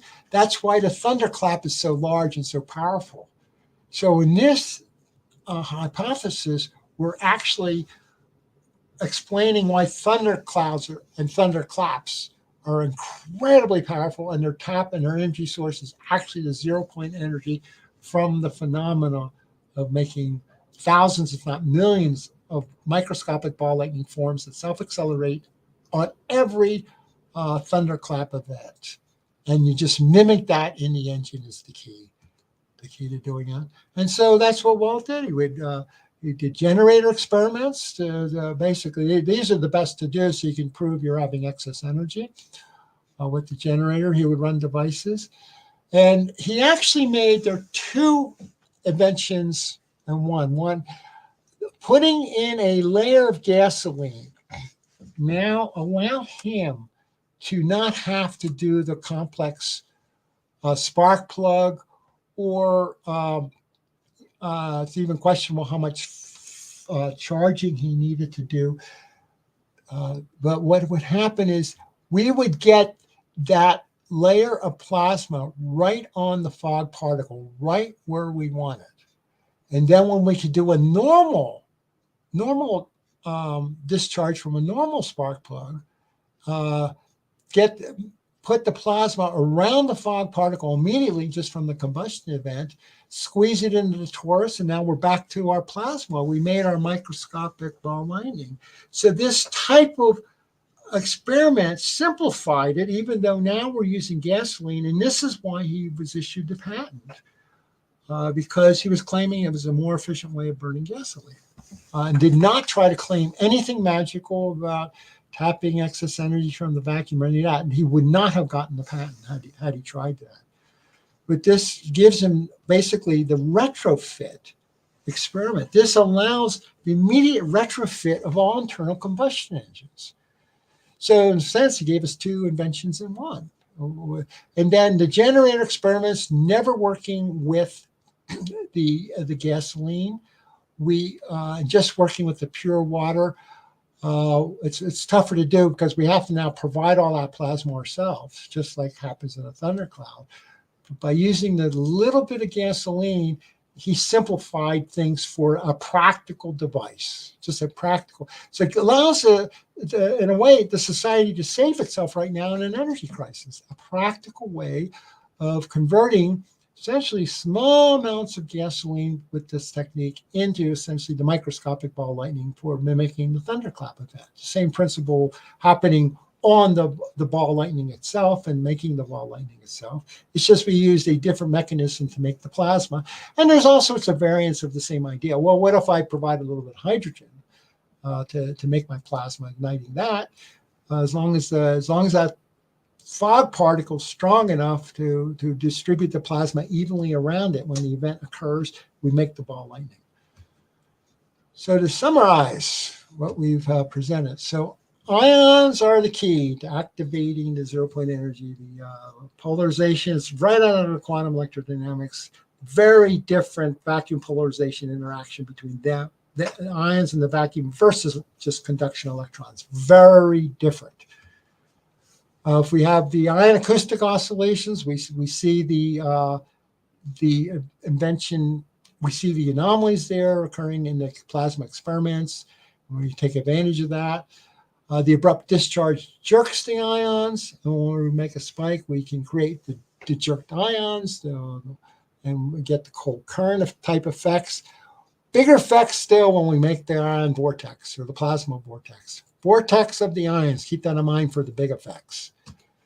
Okay. Make the ball lightning plasmoid, surround something to make the ball vortex ring for the plasmoid event. We see the inventors T. Henry Moray and Hubbard working with the ion oscillations using radioactive material, and Paul Brand did the replication work to show that the Hubbard thing was for real. We have the experiments jerking the ions, like Bedini did very simply, just pulsing the batteries, and Korea did with a more powerful form with his tubes. We see the inventions working with the vortices, and they sure see big effects when they work with the ion vortexes themselves. Paul Pantone has been showing for years, seeing big anomalies from his vortex experiments. And likewise, Hyde gave us a means of rectifying the very weak ball lightning discharge events and building them up through rectifier circuits to get a net output as DC. It's all electrical engineering from there. How do we harvest the force? Well, Joseph Papp did that with the inert gas, and Walt Jenkins did it with charged fog, and mimicked the thunderclap engine to get it. So what are my top 4 picks for replication? What can you do at home? All right, so the 4th place is John Bedini's spike battery charger. People are seeing the anomalies. I don't care for having to go directly on batteries. It's pretty unconvincing to a skeptic, but it's so simple to do. So there we go. He's in one of my top picks. William Hyde rectified the weak spikes, the weak ball lightning events, and did a lot of rectification. So he tapped the ball lightning directly into electricity. So I love what he did. Bit complicated, of course. Paul Pantone, for such a simple device to produce such strange anomalies. People are playing with this. It's not hard to do, and they sure see anomalous events. And we still got a ways to go on that project to actually get us to a net energy output that's consistent. But boy, you get a lot for something simple. And Walt Jenkins is my first place. It's the simplest invention of all to mimic the thunderclap. This qualifies for massive replication because it's so simple. I believe hobbyists and garage guys could all do this type of experiment. So we have the fogger with the electrostatic grids to charge the fog, to make the particles strong. We make the pure thunderclap engine with the plasmoid force. That's just working purely with water and purely with charged fog, just like a thundercloud does.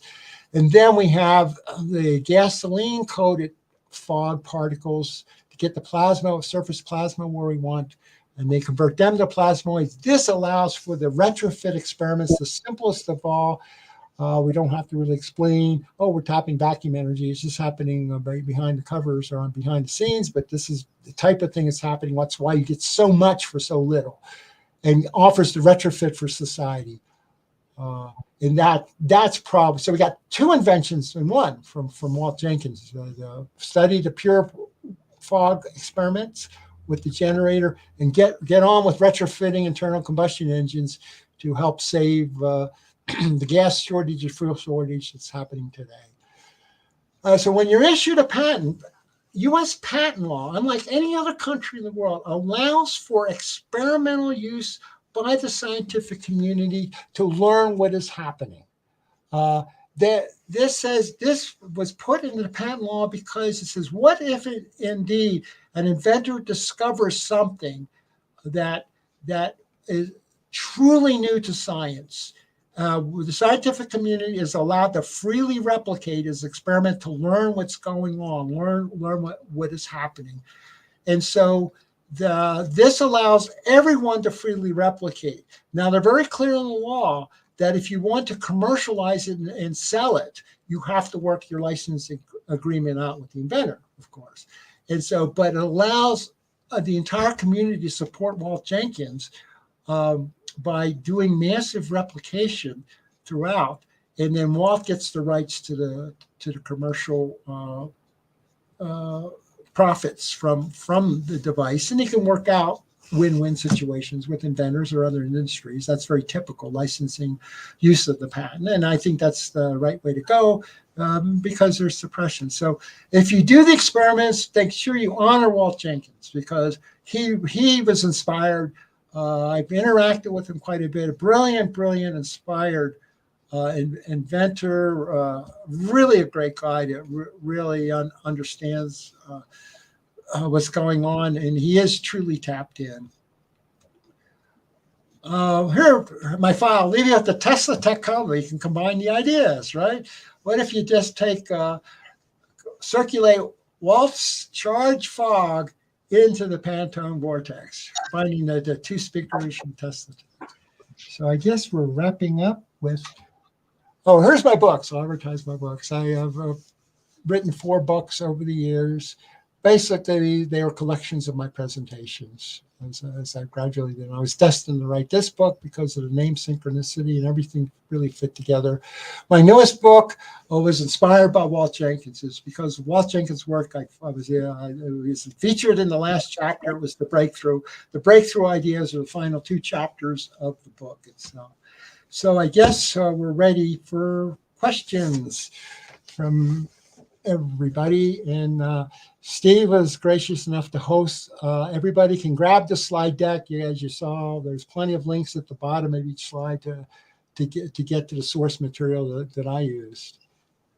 Hi. Hello. Moray, good to meet you. Big fan of your work. You're actually a big inspiration in what I do with some of my electrolysis, alchemy, cold fusion experiments. I've been following you for a long time. Sadly, I wasn't able to listen to your presentation right now because I was doing another presentation stream with the alien scientist. And I'm actually right now. Wait a minute. I'm an alien scientist. Right? Yes, you are. Exactly. So if it's all right to get your contact info and we'll maybe connect all the alien scientists together. Steve, I know you've done a few streams with Jeremy before, so we'll have to put a big one together with all 4 of us maybe. I'm sorry to be so quick and just blurt in, but I have John Hutchinson and Nancy Hutchinson in another StreamYard that we're about to go live on my channels with. So if I could grab your contact info very quickly, Moray, and I also posted the link for both you, Steve, and Moray. If you have the time or want to join in with John Hutchinson and us, I put it in the private chat.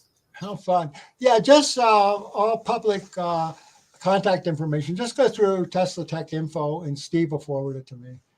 Okay, awesome. Thank you so much, guys. A huge fan, and I'm sure I'll be writing a whole bunch of comments in the video back in the next couple of days as I rewatch it because your work is absolutely epic, Moray. And thank you for all you guys do.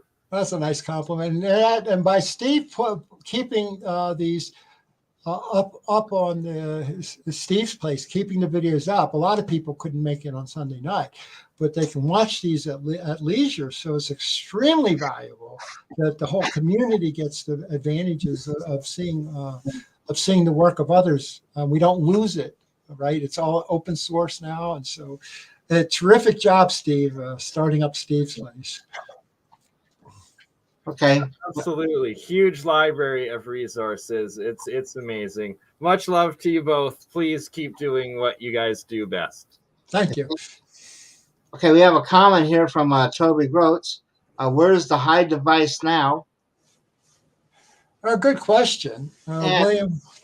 You know, it's kind of a coincidence. I thought out of the blue, I thought, Oh, I'll call. I'll just call. Had his phone number in my notes, and when I called, I found out I got contact with his wife. She says, "Oh, he's dying. He's on his deathbed right now." Right? I caught him like 2 days before he passed away, just out of the blue, because I had the question. So I don't know. I don't know whatever happened to the remnants of his work. The wife said he was pretty disappointed, the harassment and everything else. So Toby's right. It'd be nice to have it. But, I was thinking the easiest thing to try on replication is just work with the idea of the spike rectifier, and then just make your spike by any discharge, like like a little spark from a spark plug, and or any of the coils, right? Any of your sparking events from coils where people do their back EMF experiments. When you and then put them into the Hyde rectifier. It's all straight up engineering, the explanation for that rectifier.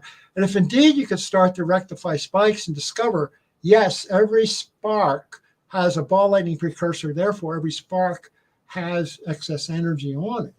The trick is to make enough of them and rectify them, etc., to make a practical device. And so that I would think that would be the first step. Is yes, does that circuit rectify nicely and then get sparking sources? If all of them produce the ball lightning precursor on the tip of the spark, then we're off and running on a rather simple circuit that's very understandable, even if we don't have to do the spinning thing that Hyde did, which was complicated. Yeah. So I think we can take steps, one step at a time, working with the ideas. He also had a follow-up. What is the RPM of the Hyde device? I don't recall off the top of my head, but it's in the patent.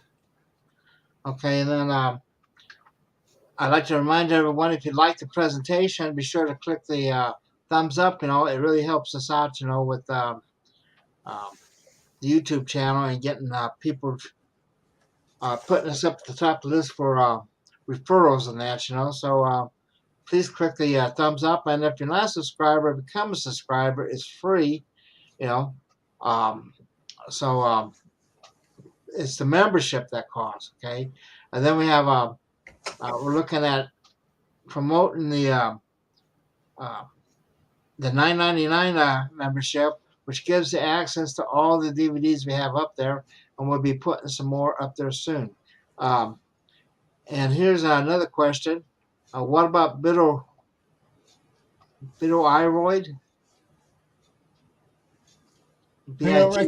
I don't recognize the word. I never heard of that. So,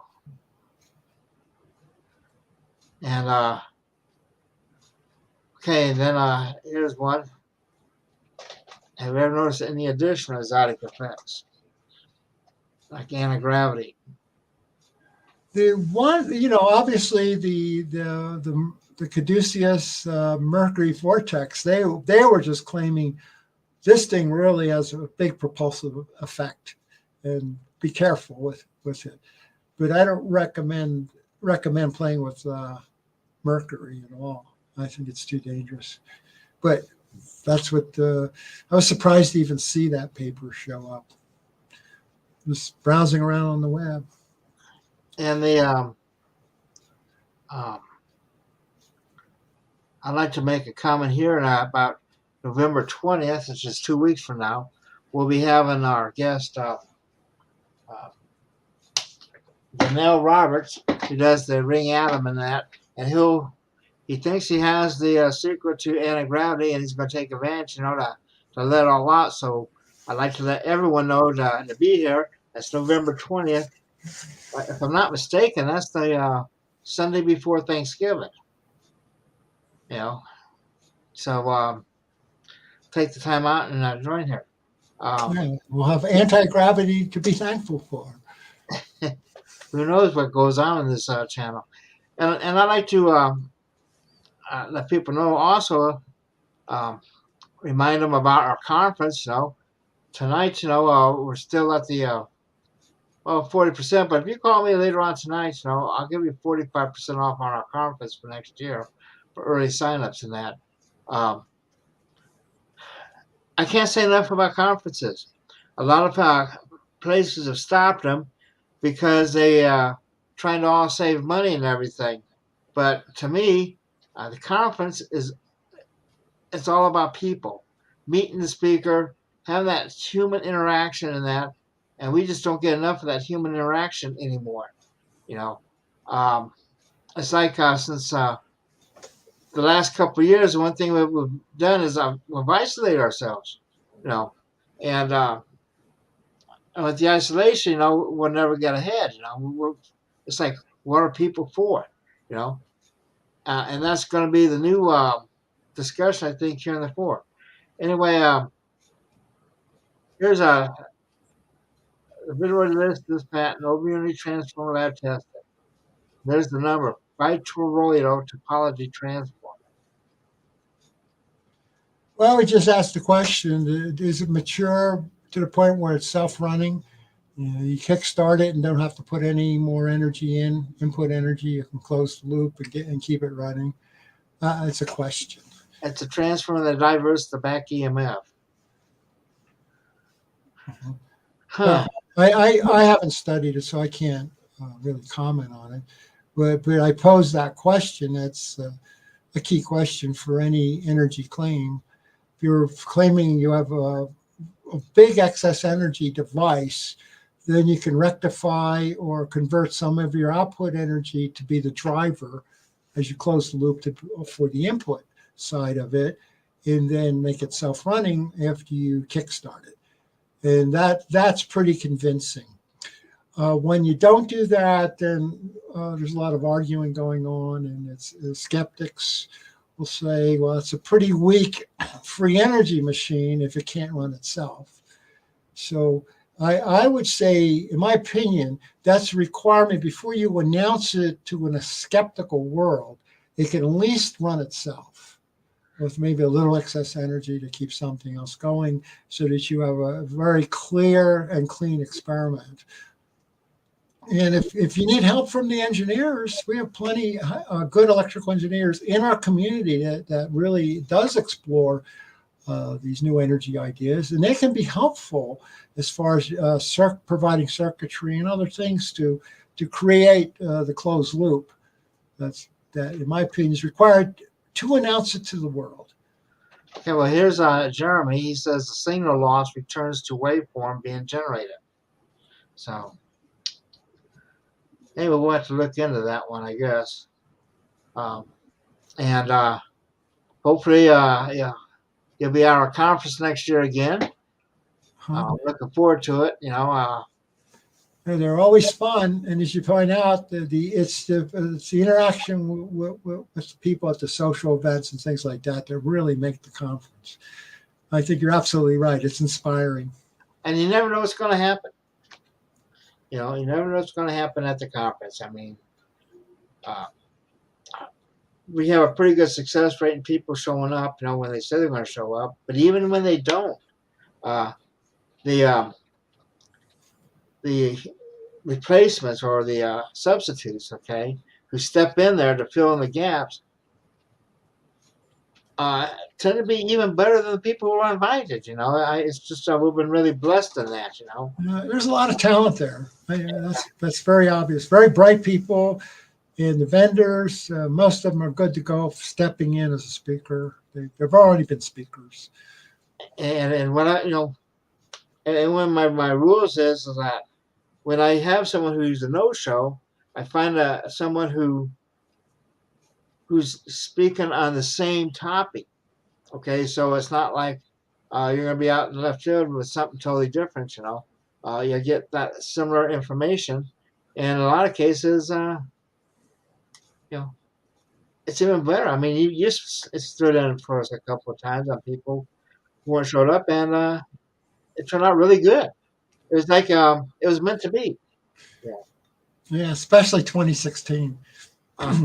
That girl was supposed to speak. She was in the hot tub, and I got to speak to the whole conference. Right, and I was just thrilled because that was my Walt Jenkins speech, where I was so excited to discover all this new stuff from him and all. And I had a poor speaking slot scheduled, and all of a sudden I get to give the speech for the whole conference just out of the blue. So I was very thankful to her that she was chilling out in the hot tub.